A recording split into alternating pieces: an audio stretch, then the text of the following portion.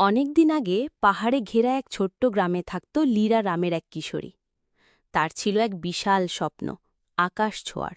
কিন্তু গ্রামবাসীরা বলতো, মেয়েরা উঠতে পারে না, স্বপ্নে লাভ নেই।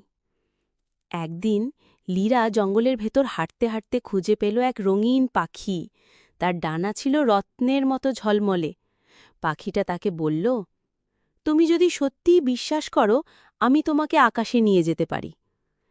লীরা ভয় পেয়ে গেল, কিন্তু জিজ্ঞেস করল, তুমি কে?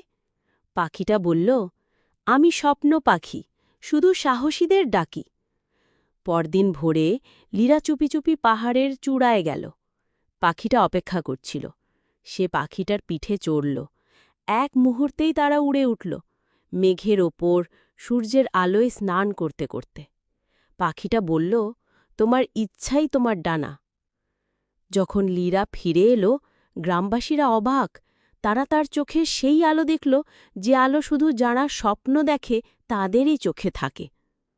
তারপর থেকে লীরা শিশুদের শেখাত, স্বপ্ন কখনো ছোট নয়,